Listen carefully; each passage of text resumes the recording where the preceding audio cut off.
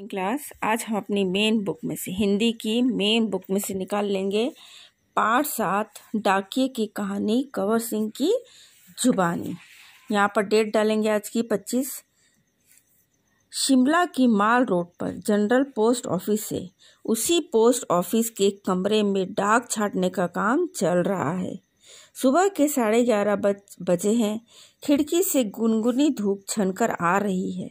इस धूप का मजा लेते हुए 2 पैंकर और 3 महिला डाकिया फटाफट डाक छांटने का काम कर रहे हैं। वहीं पर मैंने सरकार से पुरस्कार पाने वाले डाकिया कंवर सिंह जी से बात की। यही बातचीत आगे दी जा रही है। मतलब क्या है, एक शिमला का माल रोड है, वहाँ पर पोस्ट ऑफिस है। पोस्ट ऑफिस में क्या छांटने का काम चल रहा है? डाक छांटने। डाक मतलब चिट्ठियाँ छांटने का काम चल रहा है। सुबह का दिन के 11:30 बजे है और क्या है, धूप कमरे में से खिड़की में से अंदर आ रही है। वहीं पर एक पुरस्कार प्राप्त किया सरकारी डाकिये से जो बातचीत की जा रही है वो आगे हम इस पाठ में पढ़ेंगे। ठीक है। आपका शुभ नाम? मेरा नाम कंवर सिंह है। मैं हिमाचल प्रदेश के शिमला जिले के नेरवा गांव का निवासी हूँ। मेरी उम्र 45 साल है। आपके परिवार में कौन कौन है, उनके बारे में कुछ बताइए। मेरे 4 बच्चे हैं, 3 लड़कियां, 1 लड़का। 2 लड़कियों की शादी हो चुकी है। मेरा एक और बेटा भी था। वह मेरे गांव में एक पहाड़ी से लकड़ियां लाते हुए गिर गया, जिससे उसकी मौत हो गई। पहले उनका नाम पूछा है तो उन्होंने बताया, क्या मैं कंवर सिंह हूँ, हिमाचल प्रदेश में रहता हूँ और मेरी उम्र कितने साल है? 45 वर्ष है। फिर उन्होंने पूछा कि आपके परिवार में कौन कौन है? उन्होंने बताया कि मेरे परिवार में कितने बच्चे हैं? 4 बच्चे, 3 लड़कियां हैं और 1 बेटा है। उनमें से 2 लड़कियों की शादी हो चुकी है उनकी, और 1 बेटा जो है पहाड़ी से लकड़ियां लाते समय क्या हो गया था? गिर गया था, जिससे उसकी मौत हो गई, वो मर गया था। आपके बेटे के साथ जो हुआ उसका हमें बहुत दुख है। आपके इलाके में इस तरह की घटनाएं क्या अक्सर होती रहती हैं? जी, ऐसी घटनाओं का होना असाधारण नहीं है। यहाँ एक साल तिरछी ढलानों या ढाकों से घाट काटते हुए कई औरतें गिर कर मर जाती हैं। फिर भी यहाँ ऐसे ही रास्तों से चलना पड़ता है, क्योंकि दूसरे कोई रास्ते है ही नहीं। हमारे गांव में अभी तक बस नहीं पहुंच पाती।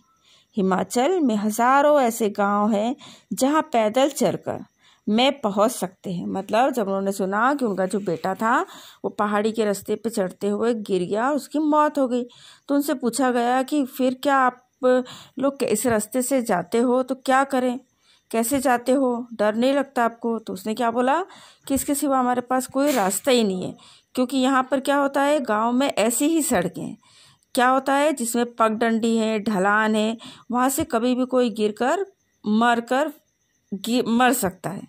फिर आपके बच्चे पढ़ने कैसे जाते होंगे, है ना?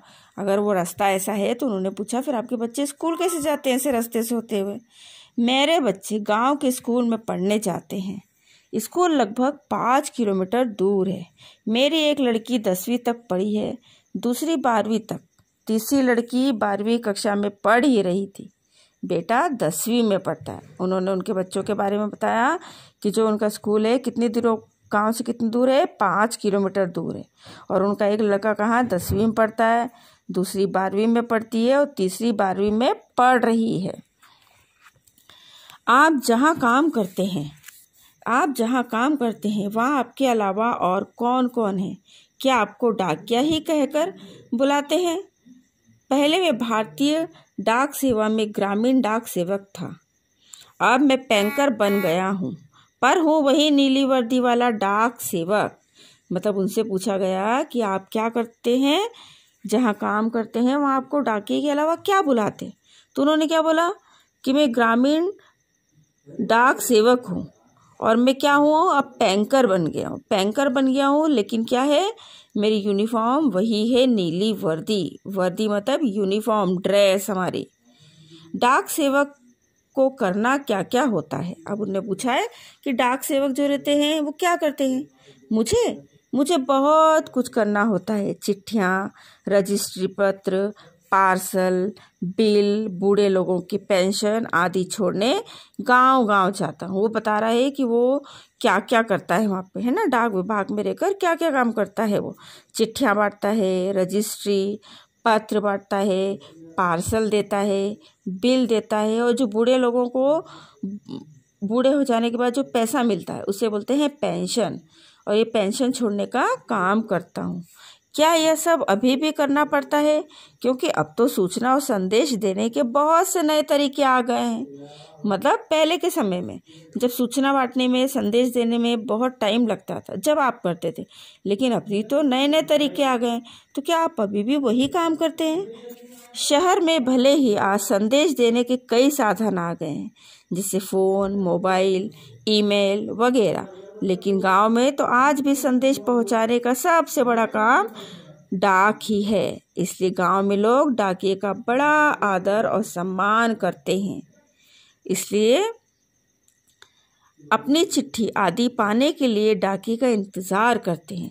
जब उनसे पूछा गया कि संचार के बहुत से साधन आ गए, तो आप अभी भी डाक बांटते हो? तो उन्होंने क्या बोला कि हाँ, शहरों में तो कई साधन आ गए हैं, फ़ोन आ गया है, मोबाइल आ गया है, कई तरह की सेवाएं, लेकिन गांव में आज क्या होता है, आज भी डाकिया पोस्टमैन चिट्ठी लेकर जाता है और गांव में बांटता है। तो गांव के लोग क्या करते हैं, पोस्टमैन का बहुत ही आदर करते हैं और सम्मान करते हैं, और पोस्टमैन का रास्ता देखते हैं, इंतज़ार करते हैं, मतलब रास्ता देखते हैं। हमने सुना है कि हमारी डाक सेवा दुनिया की सबसे बड़ी डाक सेवा है। यह भला कैसे? सुना तो आपने बिल्कुल ठीक है।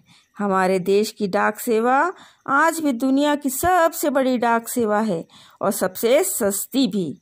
केवल 5 रुपए में देश के किसी भी कोने में हम चिट्ठी भेज सकते हैं।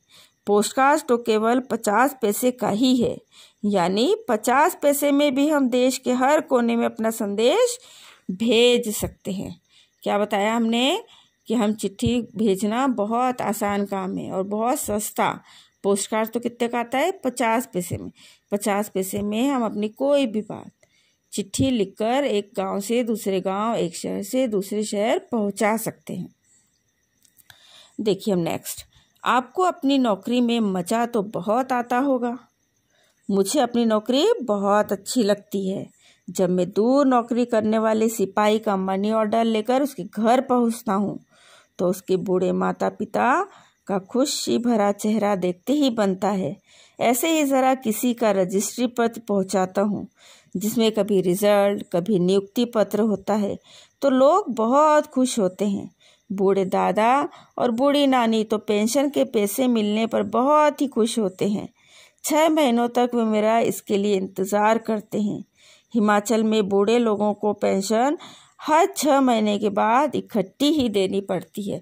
मतलब जब उनसे पूछा कि आपको आपकी नौकरी कैसी लगती, कैसा लगता है आपको काम, तो बोलता है कि मुझे बहुत अच्छा लगता है जब मैं मनी ऑर्डर का मतलब होता है पैसे लेकर किसी के घर पहुंचता हूँ जो सिपाही दूर है, वहाँ से अपने घर में अपने माँ बाप को पैसा भेजते हैं।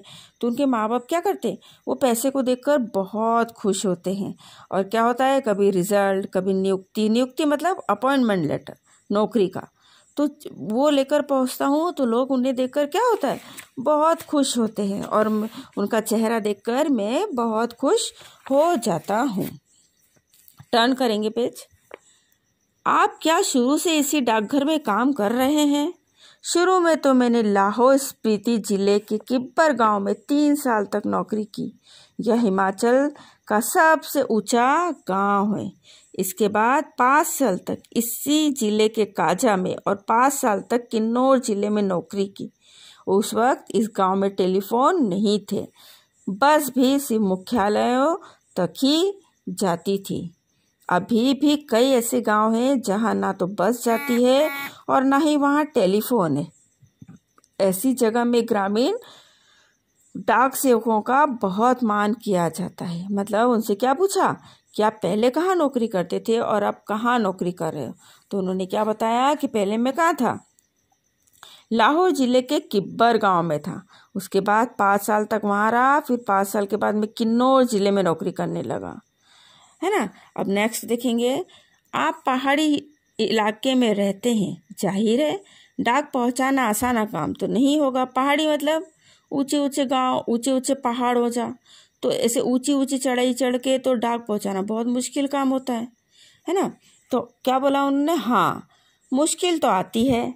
जब मैं किन्नौर जिले के मुख्यालय रिकांगपिओ में नौकरी करता था तो सुबह 6 बजे मेरी ड्यूटी शुरू हो जाती थी। मैं 6 बजे सुबह शिमला जाने वाली बस में डाक का बोरा रखता था और रात को 8 बजे शिमला जाने वाली बस में आकर बोरा रखता था और 8 बजे शिमला से आने वाली बस से डाक का बोरा उतारता था।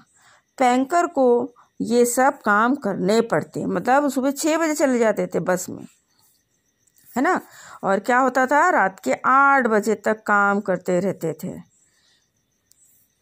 शिमला में आने वाली बस से डाक का बोरा उतारता। पैंकर को ये सब काम करने पड़ते थे। किन्नौर और लाहौर स्पीति हिमाचल प्रदेश के बहुत ठंडे तथा ऊंचे जिले हैं। इन जिलों में अप्रैल महीने में बमबारी हो जाती है। बर्फ में चलते हुए पैरों को ठंड से बचाना पड़ता है। बमबारी मतलब बर्फ का गिरना। जब चारों तरफ बर्फ हो जाती है, बर्फ में से जाते हैं पैदल चल के, तो क्या बोल रहा है, पैरों को ठंड से बचाना पड़ता था, वरना स्नो वाइट हो जाता था, जिससे पैर नीले पड़ जाते थे और गैंग्रीन हो जाता है, जिससे उंगलियां झड़ जाती है। इन जिलों में मुझे एक घर से दूसरे घर तक पहुंचने के लिए लगभग 26 किलोमीटर रोजाना चलना पड़ता था। हिमाचल में एक गांव से दूसरे गांव की लगभग 4 या 5 किलोमीटर तक होती है। हिमाचल के गांव छोटे छोटे होते हैं। एक गांव में बस 8 या 10, कभी कभी 6-7 घर ही होते हैं, इसलिए चलना काफ़ी पड़ता है। चलना तो खैर हमारी आदत में ही शामिल हो चुका है। ग्रामीण डाकिये की ज़िंदगी में तो चलना ही चलना है। मतलब उन्होंने बताया कि जब वो गांव गांव जाते हैं चिट्ठियां बांटने, तो क्या होता है, एक गांव में सिर्फ 6-7 ही घर होते हैं और वो भी घर बहुत दूर दूर बने होते हैं। तो वहाँ पर क्या होता है, एक घर से लेकर दूसरे घर तक चलना, इधर से उधर तक जाना, उधर से उधर तक चलना, 6 घर में पत्र बांटना बहुत ही मुश्किल का काम होता है। लेकिन क्या करें, जो ग्रामीण क्षेत्र का डाकिया है उसकी किस्मत में तो चलना ही चलना होता है। आपने बताया था कि पहले आप डाक सेवक थे, अब पैंकर हैं, इसके आगे भी कोई प्रमोशन है क्या? पैंकर के बाद डाकिया बन सकते हैं, बस एक इम्तिहान पास करनी पड़ती है। अभी तो काम के हिसाब से हमारा वेतन काफ़ी कम रहता है। सारा दिन कुर्सी पर बैठकर काम करने वाले बाबू का वेतन कहीं ज़्यादा होता है। पैंकर का वेतन बाबू के जितने ही हो जाता है। अब तो डाकिये की नौकरी में लगना भी बहुत मुश्किल हो गया है। इससे हम में से जितने डाकिये रिटायर हो चुके हैं, उनकी जगह नए डाकियों को नहीं रखा जाता। इससे पुराने डाकियों का काम का बोझ दिन प्रतिदिन बढ़ता ही जा रहा है। ना जाने आने वाले समय कैसे होगा। मतलब रिटायर हो जाते हैं कुछ डाकिये, तो उसकी जगह वो लोग नया डाकिया नहीं रखते। जो पुराने रहते हैं उनको एक्स्ट्रा काम दे दिया जाता है। काम के दौरान कभी कोई बहुत खास बात हुई हो, मतलब उनसे पूछा है जब आप काम करते थे उस दौरान आपकी कोई ऐसी घटना, कोई खास बात हुई हो, तो वो बता रहे हैं देखो क्या घटना हुई थी। एक घटना आपको सुनाता हूँ। मेरा तबादला का मतलब होता है ट्रांसफ़र, शिमला के जनरल पोस्ट ऑफिस में हो गया था। वहाँ मुझे रात के समय रेस्ट हाउस और पोस्ट ऑफिस चौकीदारी का काम दिया गया था। यहाँ 1998 की बात है। 26 जनवरी को रात लगभग 10:30 बजे का समय था। बाहर से किसी ने पोस्ट ऑफिस का दरवाज़ा खटखटाया। मैंने पूछा कौन है? जवाब आया दरवाज़ा खोलो, तुमसे बात करनी है। मैंने पूछा कौन है? जवाब आया दरवाज़ा खोलो, हमें तुमसे बात करनी है। मैंने दरवाज़ा खोला तो अचानक 5-6 लोग अंदर घुसे और मुझे पीटना शुरू कर दिया। मैंने पूछा क्यों पीट रहे हो? तो उन्होंने कोई जवाब नहीं दिया। सारे ऑफिस की लाइटें बंद कर दी। इससे पहले कि मैं कुछ समझ पाता, मेरे सिर पर किसी भारी चीज़ से कई बार मारा, जिससे मेरा सिर फट गया। मैं लगभग चिल्लाता रहा। उसके बाद मैं बेहोश हो गया और मुझे कुछ भी पता नहीं चला। अगले दिन जब मुझे होश आया तो मैं शिमला के इंदिरा गांधी मेडिकल कॉलेज के अस्पताल में दाखिल था। एक रात उनके साथ क्या घटना हुई थी वो बता रहे हैं वो, कि जब वो कहाँ पर थे, रेस्ट हाउस में थे, है ना। तो कितने लोगों ने दरवाज़ा खटखटाया? 5-6 लोगों ने दरवाज़ा खटखटाया। उन्होंने जब दरवाज़ा खोला तो देखा क्या, बहुत सारे लोग अंदर घुस गए, उनको मारना शुरू कर दिया। उन्होंने पूछा कि भाई तुम मुझे क्यों मार रहे हो? तो उन्होंने कोई जवाब नहीं दिया और क्या करा, मारते गए। जोर से उनके सिर पर मारा, वो बेहोश होकर गिर गए। जब उनकी नींद खुली तो उन्होंने अपने आप को कहाँ पाया? इंदिरा गांधी मेडिकल कॉलेज के अस्पताल में। दाखिला मतलब एडमिट थे वो, ठीक है। उन दिनों मेरा 17 साल का बेटा मेरे साथ ही रहता था। उसी से पता चला कि मेरे चिल्लाने की आवाज़ सुनकर लड़का और ऑफिस के दूसरे लोगों को जो नज़दीक में रहते हैं, दरवाज़ों के शीशे तोड़कर अंदर आए और मुझे अस्पताल पहुंचाया। मेरे सिर पर कई टाँके लगे हैं। उसकी वजह से आज भी मेरी एक आँख से कम दिखाई देता है। सरकार ने मुझे जान पर खेल कर डाक की चीज़ें बचाने के लिए बेस्ट पोस्टमैन का इनाम दिया है। यह इनाम 2004 में मिला। इस इनाम में 500 रुपये और प्रशस्ति पत्र दिया जाता है। मैं और मेरा परिवार बहुत खुश हैं। अब आज भी मैं गर्व से कहता हूँ, मैं बेस्ट पोस्टमैन हूँ।